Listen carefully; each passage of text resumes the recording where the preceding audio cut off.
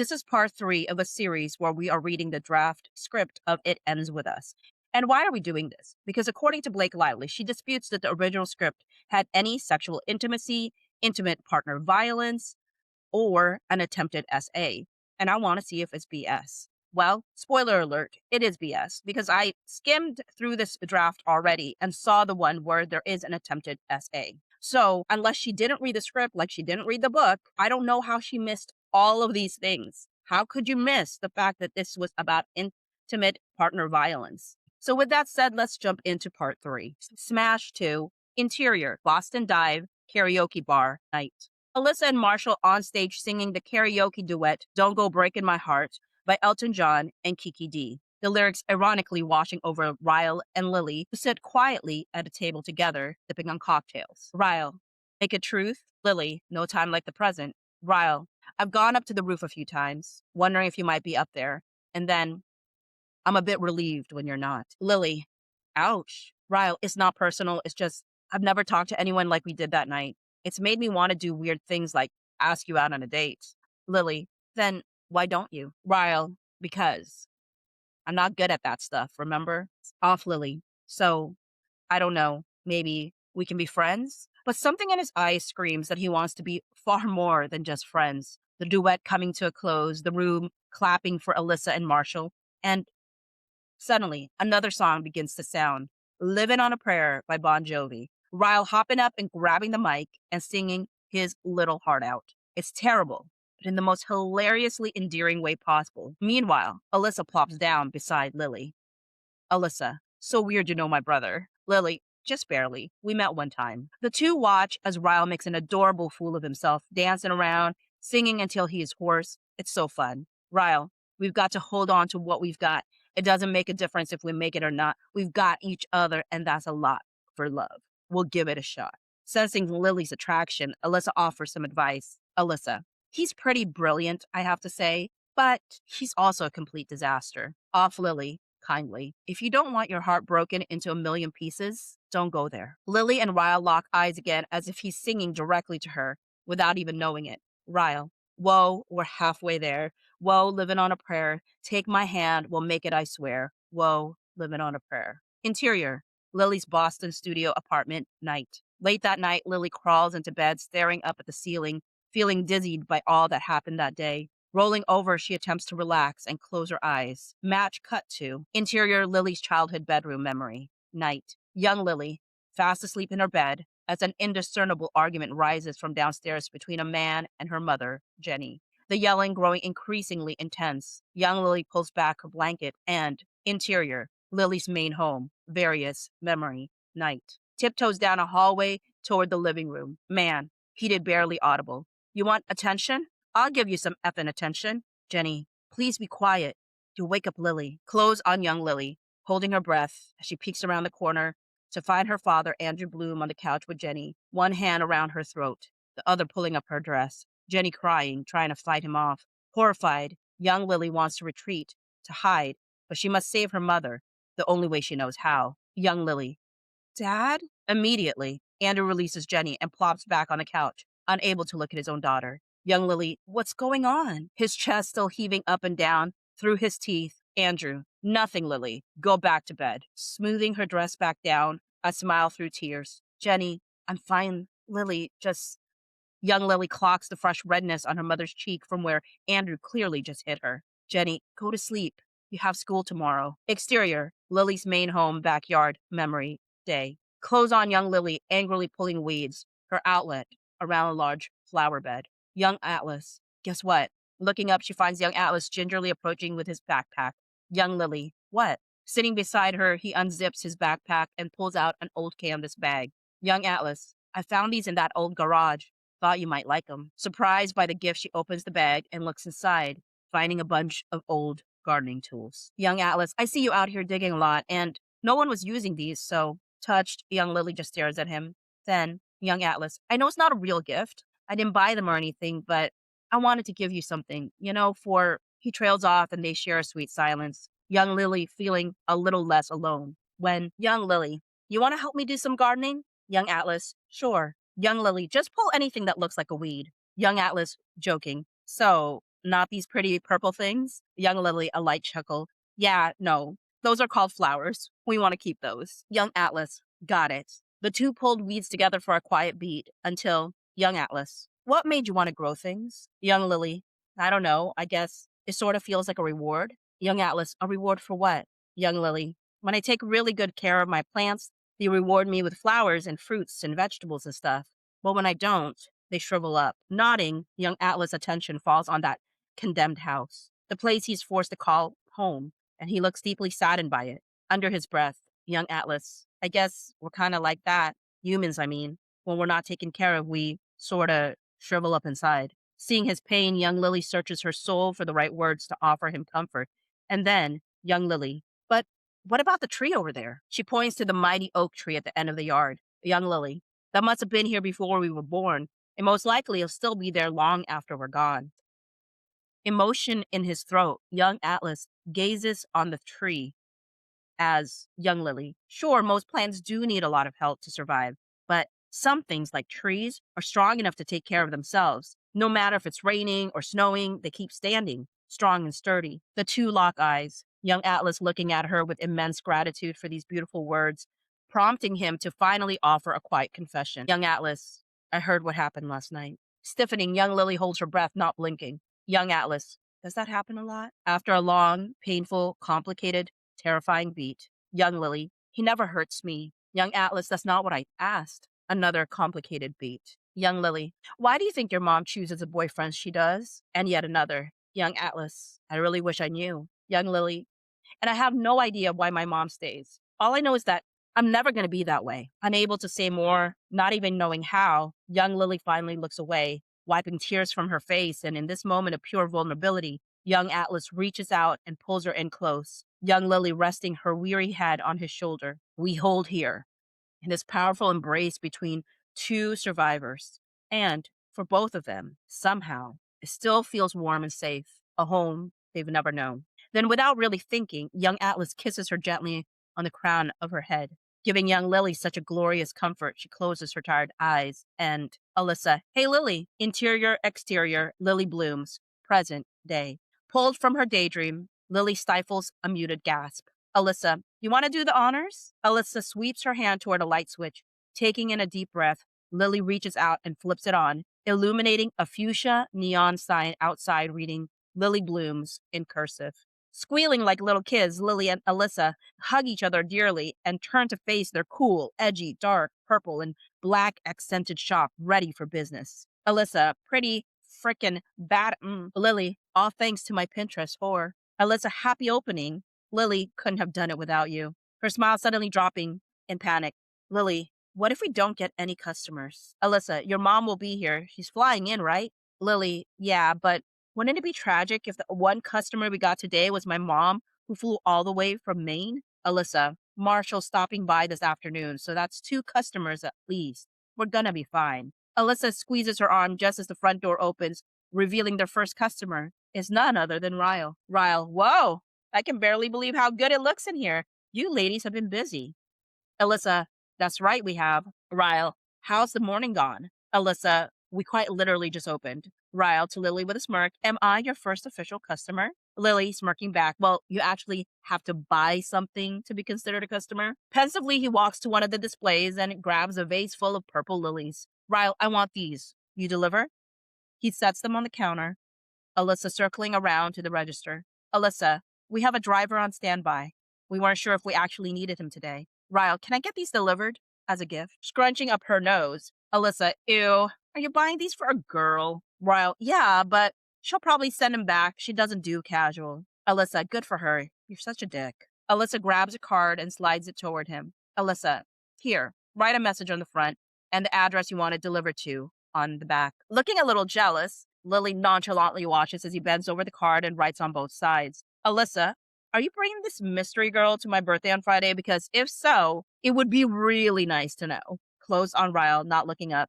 Ryle, are you going, Lily? Alyssa, of course she'll be there. She's my best friend. She can't miss it. She's not allowed. With a chuckle, Ryle tucks the card into the envelope provided, punching the sale into the register. Alyssa, that'll be $32.95. Ryle, here's a $50. Keep the rest. He slaps down a $50 bill, Alyssa handing over his receipt, Ryle dipping his head at Lily as he passes her with a genuine smile. Ryle, congratulations. With that, he walks out of the store. As soon as the door closes behind him, Alyssa grabs the envelope. Alyssa, who is he sending these to? Ryle doesn't buy girls flowers. She pulls the card, reading it out loud. Alyssa, naked truth. I can't stop thinking about you. Clothes on Lily. Ryle bought that Lily for her. Alyssa, oh my God, look, he wrote this address on the back. The one to the shop. Alyssa picks up her phone, texting. Alyssa, I'm going to text him and tell him he screwed up. How a neurosurgeon can be such an idiot is well beyond me. Close on Lily, looking nervous with excitement. As interior, Boston luxury building, elevator, Friday night. She steps onto an elevator, clutching a birthday present, hitting the button for the top floor. As the elevator ascends, she checks herself in the reflection of the shiny gold metal walls. She looks hot. In a short dress, her lips painted bright red, her hair teased and sprayed. You know what I noticed? This is just a side note as I'm reading these scripts. Christy Hall uses sexy and hot a lot.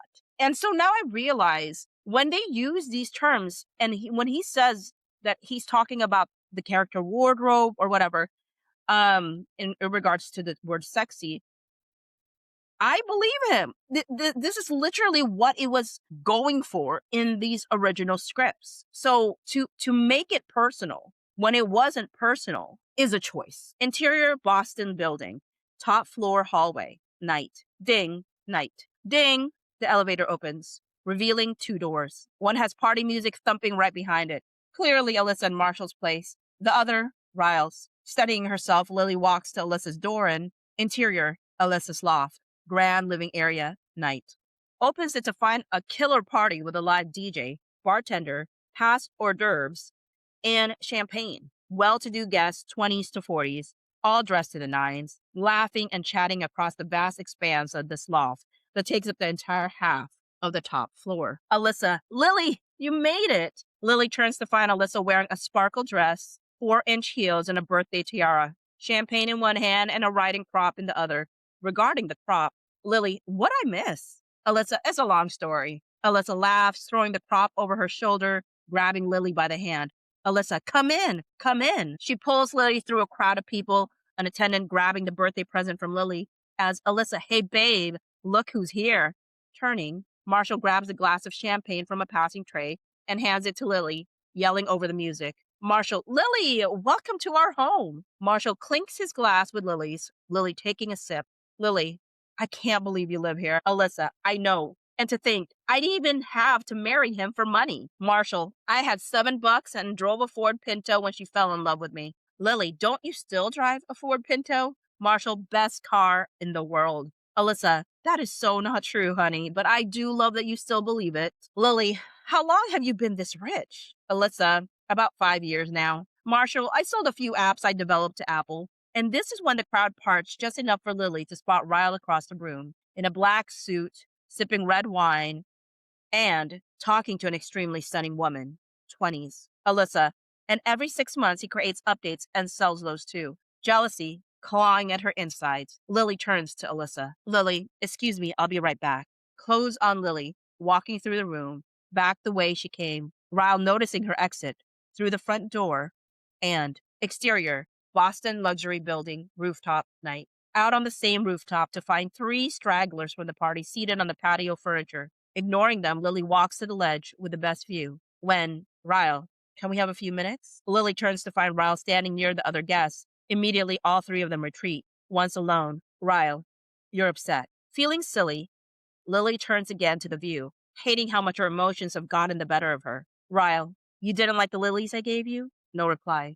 Or is it that you didn't like the card? Her back to him, simply. Lily, it's fine. You're just really confusing, that's all. Sighing, Ryle joins her at the ledge, the two looking out as they once did months ago. Lily, I thought we were friends. Ryle, we are friends. She turns to him, Ryle matching her stare. Lily, then stop flirting with me. Stop buying me flowers. Stop staring at me the way you do. It isn't fair. Not blinking, Ryle continues to stare, Lily giving him time to make his rebuttal. But he doesn't. Lily, what are you thinking right now? Ryle opens his mouth to speak, but in fear, falls silent. Lily, naked truth. Tell me. Emotion in his throat, Ryle takes a moment to finally confess, his voice shaking a bit as he whispers, I can't get you out of my head. It's like there's a piece of me missing or something. Reaching out, Ryle's thumb thoughtfully caresses the hollow heart tattoo on her collarbone. And Ryle, I want you, but I don't want to want you. Deeply hurt, shaking her head, Lily turns and marches across the roof and opens the door, Ryle letting her go. Interior, Alyssa's loft, grand living area, night. Clothes on Lily, grabbing Alyssa's hand. Lily, hey, I'm sorry, I've got to go. I'm pretty exhausted. I need to get some rest before tomorrow. Alyssa, of course, I totally get it. Giving her a warm hug. Lily, happy birthday. Lily turns to take her leave when Ryle, Lily, wait. From the other side of the room, Ryle can be seen pushing through the crowd, not slowing down. Alyssa stepping to the side as he plants himself right in front of Lily. Ryle, I didn't mean that the way that it. Can we chat at my place? Is that okay? Clothes on Lily as she consents with a wide-eyed nod. The whole room watching as Ryle grabs Lily by the hand and interior, Boston luxury building, top floor hallway, night. Guides her through the hallway into the other door. Interior, Ryle's loft, grand living area, night. Revealing the second half of the top floor, the unit Ryle bought from his brother-in-law, straight into interior, Ryle's loft, master bedroom, night. His bedroom, and against the wall, where he presses his body against hers and stares into her eyes, explaining, Ryle, I'm sorry, I've never been here before. I don't know what to do. We hold here, these two souls staring into the depths of one another. And finally, Ryle, I want to want you, Lily. I've just never been here before. I don't know what to do. Breathing heavily, swallowing down his fears, Ryle finally leans in and summons the courage to kiss her, mind, body, and soul. It's very gentle and soft and sweet, and it builds. Within moments, with unbridled passion, the two become a medley of moans and gasps, their bodies aching for each other as Ryle lifts Lily up, hooking her legs around his waist, laying her on the bed, and climbing on top of her. When Lily, wait, hold up. Stunned, Ryle stops, the two of them panting hard. Okay, y'all, so this is the scene. This is the scene that was removed. This is the lift scene. And how do I know that this is the lift scene that was removed? Blake Lively, in a text message to, I think it was Lewis, who we don't believe is really Lewis, had said it was during a sex scene. The fact that she even recognizes that the lift scene was during a sex scene says that she knew that there was sexual intimacy in the original script. So it really irritates me for her to try to push this narrative that she was so unaware that there was sexual intimacy, intimate partner violence, and an attempted SA, when literally just this part 3 has all 3 in it. And mind you, I get it. It was not between necessarily Lily and Ryle for the example of the intimate partner violence and the attempted SA, but it was a foreshadowing of what happens between her and Ryle later on, seeing it through her parents' eyes. You know what I'm saying? So, or her parents' situation. So I'm a little irritated with Blake Lively trying to gaslight people into saying that she did not know any of this. It was supposed to be a stinking R-rated movie. So she absolutely knew. She's just trying to rewrite history. Ryle, you want me to stop? Lily, yes, please. I need to think. Looking a touch disappointed, Ryle rolls over on his back, the two staring at the ceiling for silence. Then, Lily, naked truth? I don't want to be just another number. Ryle, you're different. How can I prove to you that you're different? Lily turns to him. He matches her stare. Lily, don't have sex with me. He stares for a moment, completely unreadable, but then he starts to nod his head, finally getting it. Ryle, okay, all right. I will not have sex with you, Lily Bloom. Lifting off the bed, he oddly starts to take off his black suit, laying the pieces on a nearby chair. Lily, what are you doing? Ryle, getting ready for bed. We're going to sleep.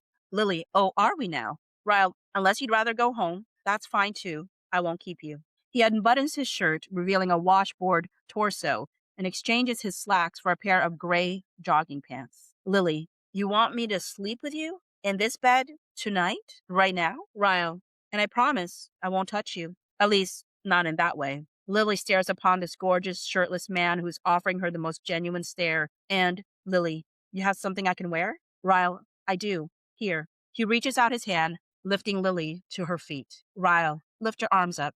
Lily lifts her arms, Ryle unzipping her dress and pulling it up and off in one swift movement, replacing it with one of his large t-shirts, pulling the garment back down over her body, covering her bra and panties once more. Next, he lifts the covers and the two crawl into bed, Ryle clicking off the lamp, Lily cuddling against the side of his chest like an old married couple, teasing. Lily, your heart is pounding. Ryle, that's because I've got a beautiful woman in my bed. What do you expect? Lily giggles, Ryle kissing the hollow heart tattoo and closing his eyes, looking more at peace than we've ever seen him. Ryle, good night. Lily, good night.